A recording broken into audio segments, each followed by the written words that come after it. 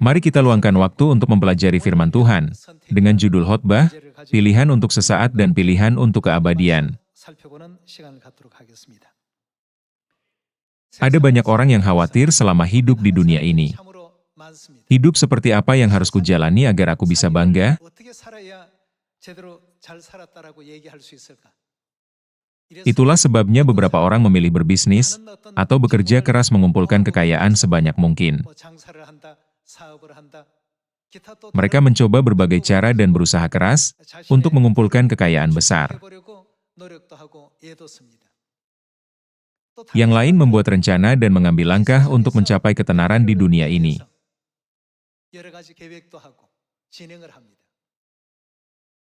Meskipun kita mencapai puluhan ribu hal di dunia ini, hidup kita di bumi ini sementara, hanya 70 hingga 80 tahun.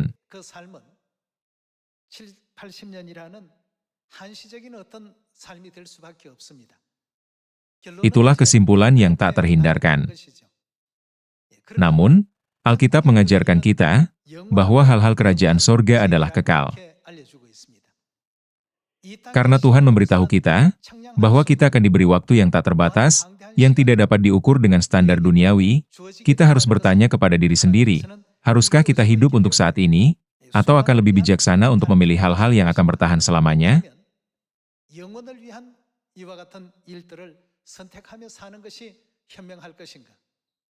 Ada hampir 8 miliar orang di dunia, sebanyak pasir di tepi pantai, dan masing-masing dari mereka menjalani hidup dengan caranya sendiri.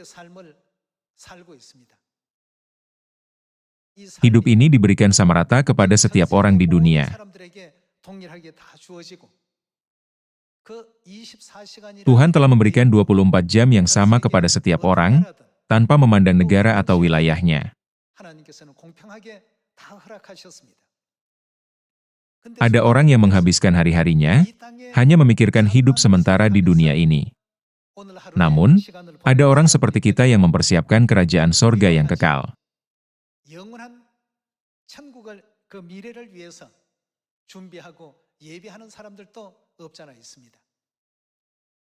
Menurut catatan Salomo, seorang nenek moyang iman kita, dia menjalani hidupnya di lingkungan dan kondisi yang paling didambakan semua orang di bumi.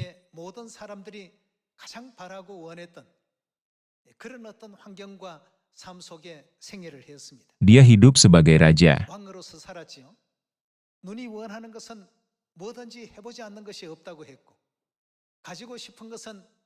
Dia tidak menahan apapun yang diinginkan matanya, dan telah memperoleh segala yang dia inginkan, termasuk kekuasaan, kekayaan, dan ketenaran.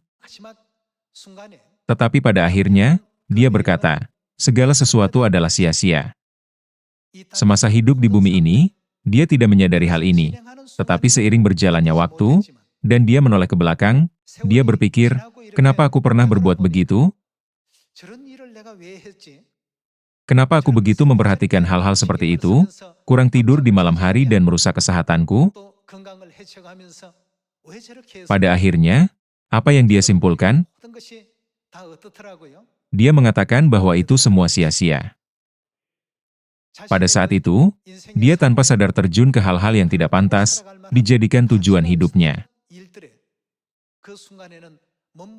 Kesia-siaan atas kesia-siaan, segala sesuatu adalah sia-sia.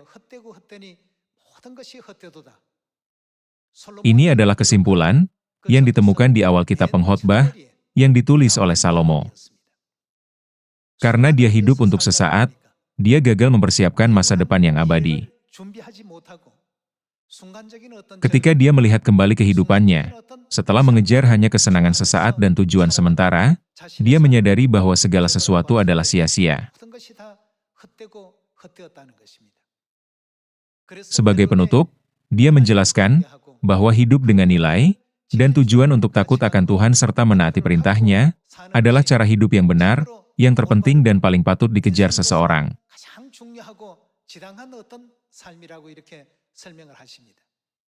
Membaca itu, mari kita renungkan pertanyaan ini. Akankah kita hidup membuat pilihan untuk sesaat, atau hidup membuat pilihan untuk keabadian? Saya meminta agar waktu yang diberikan kepada kita mulai saat ini tidak akan dihabiskan dengan sia-sia. Mari kita baca Pengkhotbah pasal 1.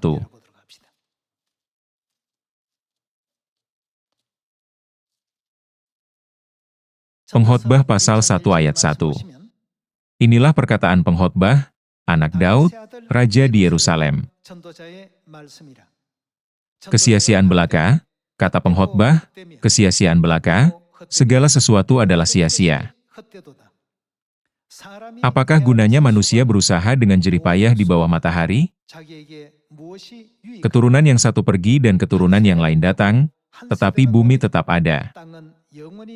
Matahari terbit, matahari terbenam, lalu terburu-buru menuju tempat ia terbit kembali. Angin bertiup ke selatan, lalu berputar ke utara, terus-menerus ia berputar, dan dalam putarannya angin itu kembali. Semua sungai mengalir ke laut, tetapi laut tidak juga menjadi penuh. Kemana sungai mengalir, ke situ sungai mengalir selalu. Segala sesuatu menjemukan, sehingga tak terkatakan oleh manusia. Mata tidak kenyang melihat, telinga tidak puas mendengar. Apa yang pernah ada akan ada lagi, dan apa yang pernah dibuat akan dibuat lagi. Tak ada sesuatu yang baru di bawah matahari. Adakah sesuatu yang dapat dikatakan, lihatlah, ini baru. Tetapi itu sudah ada dulu, lama sebelum kita ada. Kenang-kenangan dari masa lampau tidak ada, dan dari masa depan yang masih akan datang pun tidak akan ada kenang-kenangan pada mereka yang hidup sesudahnya. Dari situ, dia menjelaskan secara detail. Dia menyebutkan hal-hal yang ternyata sia-sia, seperti usaha menjaring angin, keinginan material yang dikejar orang, kerinduan akan kehormatan, dan segala macam ambisi. Tetapi pada akhirnya, dia menyadari bahwa semua itu tidak memberikan manfaat nyata bagi dirinya sendiri.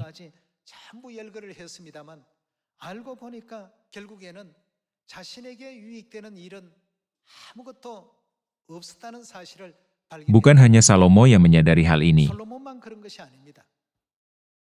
Alexander Agung, seorang pahlawan terkenal di dunia, juga memiliki mimpi yang besar. Ia bermimpi menaklukkan seluruh dunia. Namun saat dia mangkat di usia muda, 33 tahun, dia meninggalkan wasiat ini. Biarkan tanganku menjuntai dari peti mati, agar semua orang dapat melihatnya.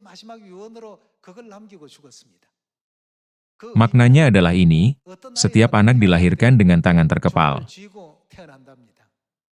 Seolah-olah mereka dilahirkan dengan keinginan untuk menggenggam segalanya. Namun ketika saatnya tiba untuk pergi, mereka pergi dengan tangan hampa, tanpa ada yang dipegang. Ingin sadarkan semua orang akan hakikat ini dalam arti filosofis, bahwa kita akan meninggalkan dunia ini, dengan tangan kosong, dia meminta, biarkan tanganku keluar dari peti mati. Ini berlaku untuk semua kehidupan kita di bumi ini. Kita sering berpikir, bahwa bisnis atau pekerjaan tertentu, akan menjamin kesuksesan yang luar biasa. Namun, sistem bumi itu sendiri tidak dapat diharapkan untuk menawarkan sesuatu yang abadi, karena bumi ini adalah kota perlindungan. Bumi adalah tempat yang kita lewati, hanya untuk sementara waktu. Itulah sebabnya begitu banyak filsuf, orang bijak dan firman Alkitab pun telah mengungkapkan pesan yang sama. Bukankah dikatakan bahwa waktu kita di sini sama seperti pengembaraan sebagai orang asing? Namun, orang tidak menyadari hal ini dan berpikir, dunia ini segalanya. Apa yang akan terjadi kepada mereka pada akhirnya? Mereka hanya bisa sampai pada kesimpulan ini, semuanya sia-sia. Hidup tidak menyisakan apa-apa pada akhirnya. Itu karena mereka tidak memahami sifat sebenarnya dari bumi ini. Sistem dunia ini tidak dirancang secara rohani untuk memenuhi kita dengan apapun. Di manakah tempat yang dirancang untuk mengisi kekosongan ini? Bukankah itu kerajaan sorga kita yang kekal? Itu adalah kerajaan Tuhan. Itulah sebabnya Yesus ingin memberitahu seluruh umat manusia bahwa kita harus percaya kepada Tuhan. Dia datang ke bumi ini sebagai manusia, dan tidak ragu-ragu untuk disalibkan karena dosa kita. Kita dapat memahami hal ini melalui Alkitab.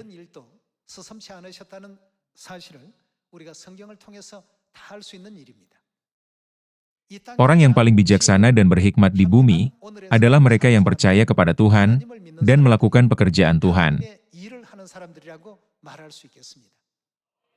Meskipun Salomo dikenal Raja Hikmat, jawaban yang dia temukan di akhir hayatnya hanya berujung pada satu kesimpulan. Dari Pengkhotbah pasal 1 sampai pasal 10 dan 11, dia berulang kali mencatat bahwa hidup kita dipenuhi hal-hal yang tidak berarti, seperti menjaring angin.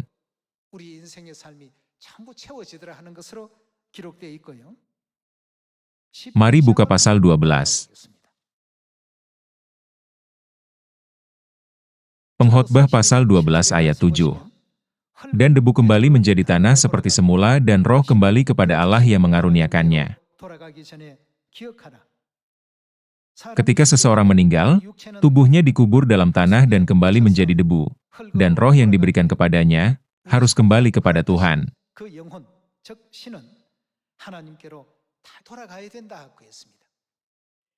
Oleh karena itu, inti dari hidup kita adalah roh kita, bukan? Roh kita sekarang mengenakan tubuh. Namun, saat seorang manusia meninggal, roh dan tubuhnya dipisahkan.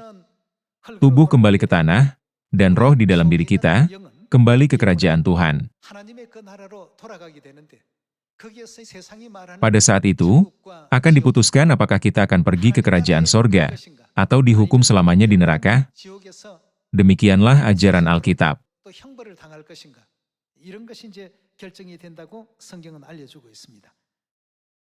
Inilah kesimpulan Salomo, penulis kitab Pengkhotbah.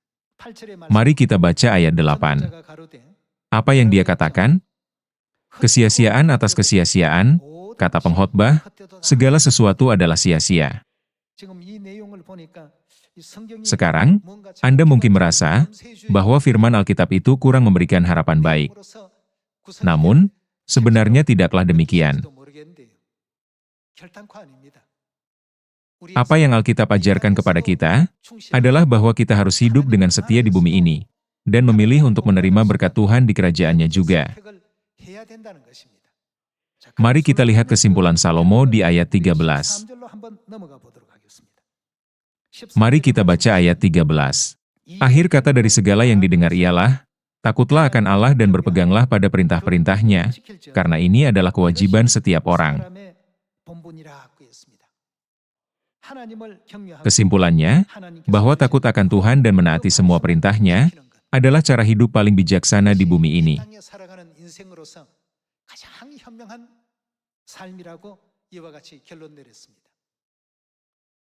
Selain daripada itu, apa akhir dari keserakahan akan pengetahuan, ketenaran, dan kekayaan, atau pengejaran kasih sayang?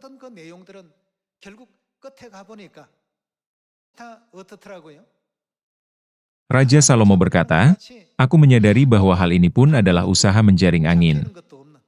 Ini tidak hanya berlaku untuk Salomo, tetapi juga untuk tokoh-tokoh besar dunia, yang semuanya menceritakan kisah yang sama.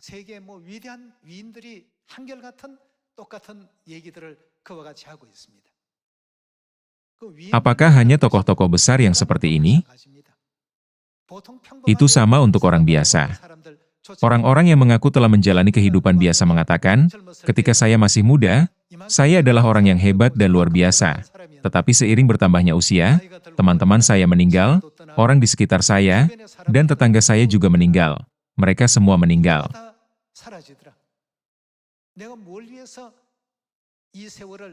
Saya tidak tahu untuk apa saya menjalani hidup ini. Tidak berlebihan untuk berkata, bahwa hampir semua orang mengatakan ini. Oleh karena itu, Tuhan memberi kita firman Alkitab, agar kita dapat menyadari apa yang paling bijaksana untuk hidup di bumi ini, bukan?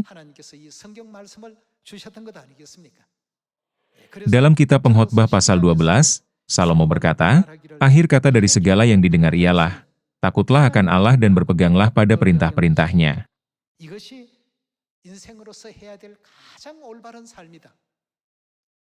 Dia melakukan semua yang dia inginkan, memerintah sebagai raja, dan memiliki banyak istri dan selir, tetapi semua ini sia-sia. Salomo memiliki kekayaan yang luar biasa. Namun, itu tidak ada artinya, dan pengetahuan, serta kehormatannya juga tidak ada artinya. Di penghujung hayatnya, ia menyadari bahwa segala sesuatu yang telah ia kumpulkan sama sekali tidak bisa menyelamatkan jiwanya.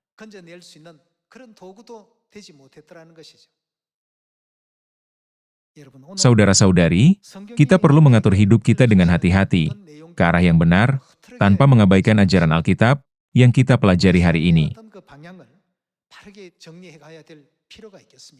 Kita harus mengerahkan segenap tenaga demi pekerjaan Tuhan.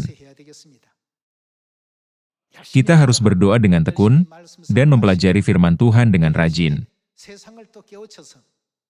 Kita harus membangunkan dunia, dan memimpin seluruh umat manusia kepada pertobatan dan kekerajaan sorga dengan seluruh hati, pikiran, dan kekuatan kita.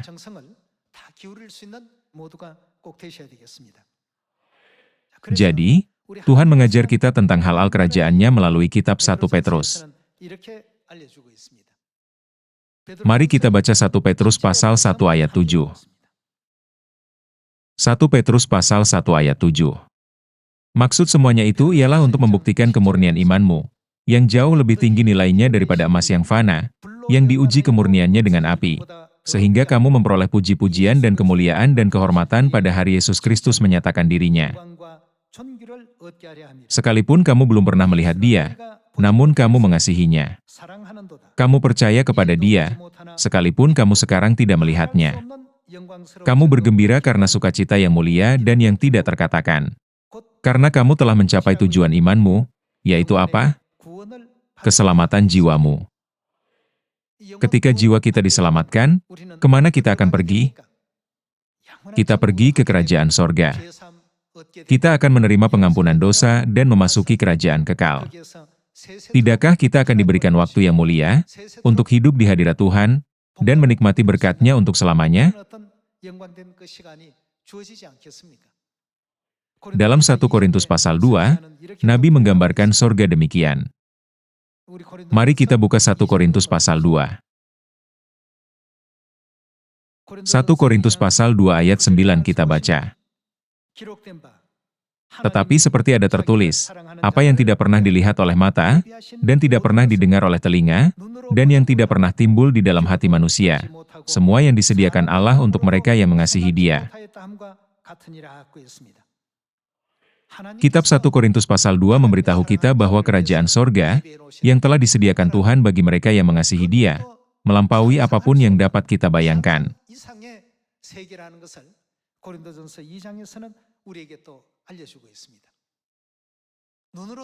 Dunia yang mulia, yang tidak pernah dilihat mata, tidak didengar telinga, dan yang tidak pernah timbul di dalam hati manusia. Tuhan menyadarkan kita bahwa Ia mempersiapkan dunia seperti itu bagi kita.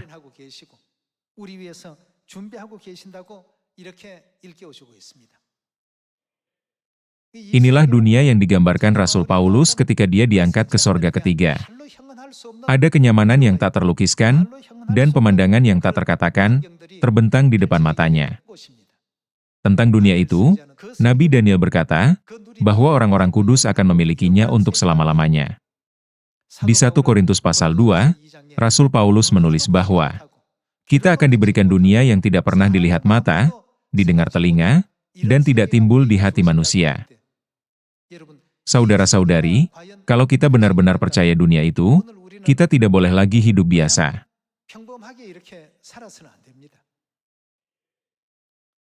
Jika aku diberi dunia hebat itu, apa yang harus aku siapkan?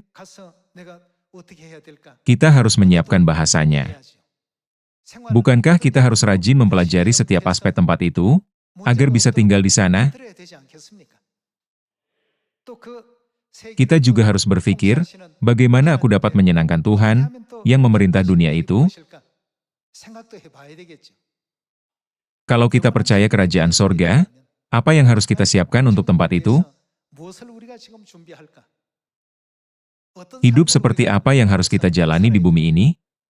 Bukan hidup untuk mengesankan orang lain, tetapi mulai sekarang, apa yang harus kita lakukan demi dunia yang kita inginkan? Kita perlu menyesuaikan diri dengannya. Bukankah ini sebabnya ajaran Tuhan diatur dalam kerangka perjanjian baru? Kita merayakan hari Sabat dan berbagai hari raya tahunan. Dan kemudian, ada firman Tuhan mengenai perbuatan baik orang kudus di Sion, dan untuk menjadi terang dan garam dunia.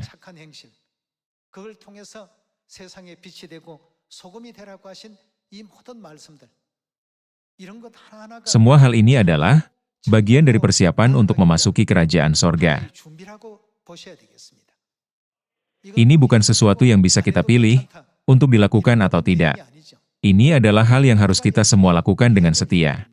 Kita percaya keberadaan kerajaan sorga. Seperti yang tertulis dalam 1 Korintus pasal 2, kita tetap percaya bahwa dunia yang tidak pernah dilihat mata, tidak pernah didengar telinga, dan tidak dipikirkan oleh manusia akan diberikan kepada kita. Kita benar-benar percaya pada janji Tuhan. Kemudian, kita perlu merenungkan bagaimana kita harus hidup demi dunia itu. Seperti apa kehidupan pengembara? Kehidupan orang yang menetap jauh berbeda dengan kehidupan pengembara. Pemukim mungkin mengeluh ketika dinding rumah mereka lusuh atau ternoda.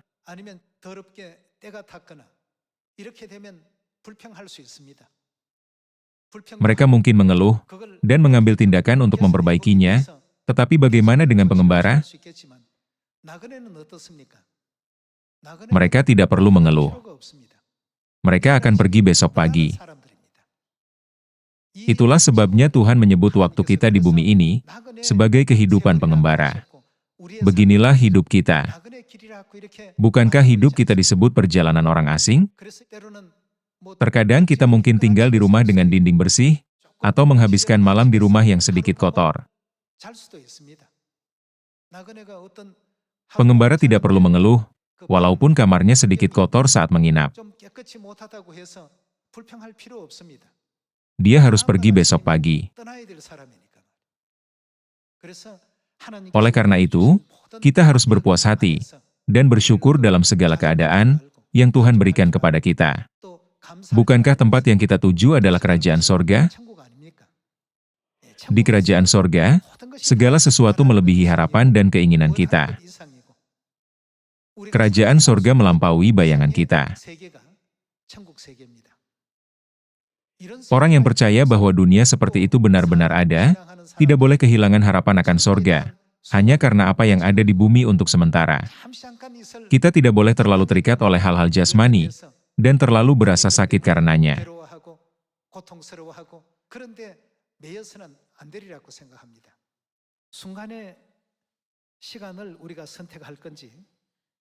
Apakah kita memilih waktu sesaat atau kekal? Itu terserah kita. Apa yang kita pilih hendaknya menjadi penopang dan tujuan hidup kita, agar kita dapat hidup dengan baik, demi upah yang akan kita terima di kerajaan sorga, mendambakan apa yang dijanjikan di dalam kerajaan Tuhan yang kekal. Mari kita baca Wahyu pasal 21 ayat 1.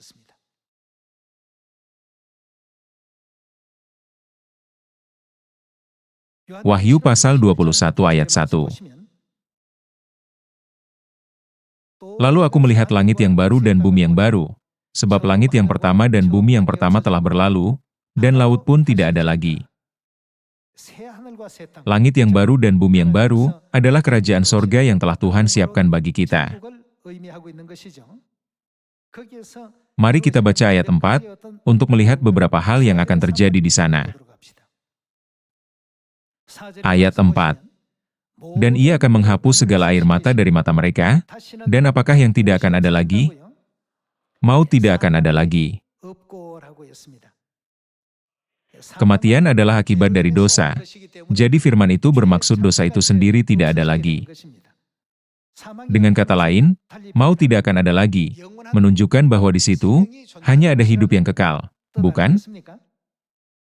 Mau tidak akan ada lagi. Tidak akan ada lagi perkabungan, atau ratap tangis, atau duka cita, sebab segala sesuatu yang lama itu telah berlalu. Ia yang duduk di atas tahta itu berkata, "Lihatlah, aku menjadikan segala sesuatu baru." Dan firman-Nya, "Tuliskanlah, karena segala perkataan ini adalah tepat dan benar." Ini bukan jenis lingkungan hidup yang pernah kita alami di dunia fisik 3 dimensi. Tuhan sedang mempersiapkan sorga, di mana segala sesuatu akan terasa benar-benar baru, dan Dia sedang menunggu kita. Kehidupan pengembara di bumi ini, yang sementara dan menghilang, tidak bisa melampaui hidup kekal kita. Seandainya Anda diberi kesempatan untuk menetap di Amerika Serikat seumur hidup, secara alami, mana yang lebih menarik bagi Anda? Kehidupan di Amerika Serikat atau kehidupan di negara ini?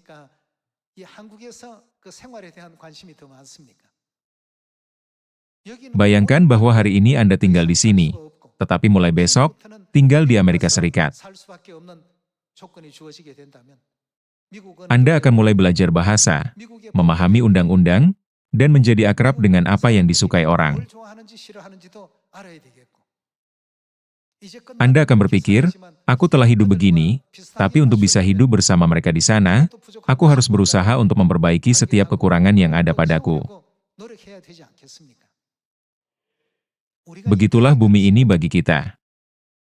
Di kerajaan sorga, kita akan hidup untuk selama-lamanya. Sedangkan di bumi ini, masa 30 atau 40 tahun hanyalah sekejap mata, yang berlalu begitu saja.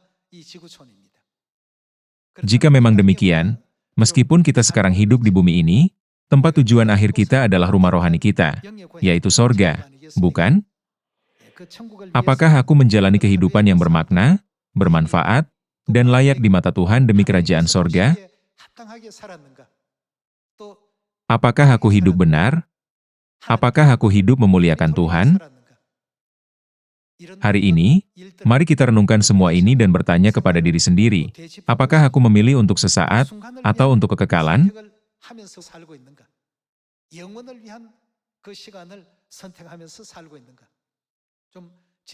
Saya berharap kita masing-masing akan menoleh ke belakang, agar kita menjadi orang Kristen yang dapat menyenangkan Tuhan.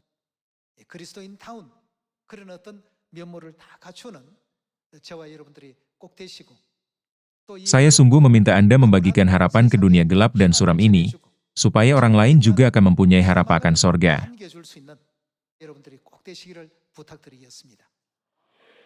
Banyak orang yang telah hidup di bumi ini mengatakan hal yang sama, tetapi karena orang-orang hari ini tidak hidup cukup lama dan tidak memiliki pengalaman itu, mereka sering berkata, pasti ada sesuatu yang berbeda dalam hidupku.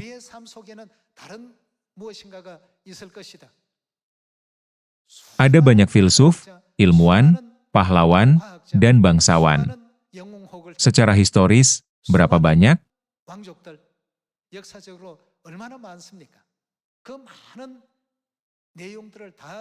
Bahkan jika semua kisah ini dikumpulkan, itu pasti terhubung dengan perkataan Salomo.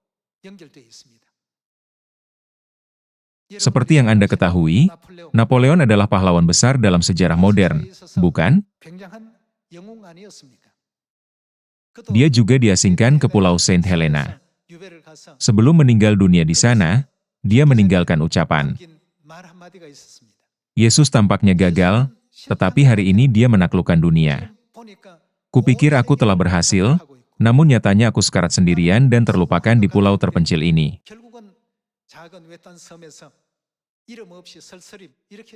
Maksudnya, Yesus tampaknya gagal, tetapi dia berhasil. Aku pikir aku berhasil, tetapi gagal. Saat kita merenungkan ini, saya berharap kita akan dapat sepenuhnya mengikuti kehidupan Kristus yang sukses dengan tulus. Hari ini, ketika Anda pulang, tanyakan kepada diri sendiri, apakah aku benar-benar hidup dengan cara yang benar?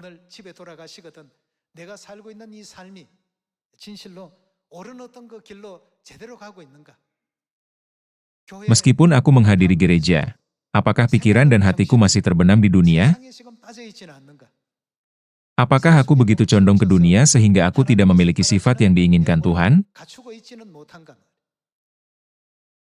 Saya meminta Anda untuk memberi diri Anda waktu untuk merenungkan diri sendiri dan memeriksa hati Anda.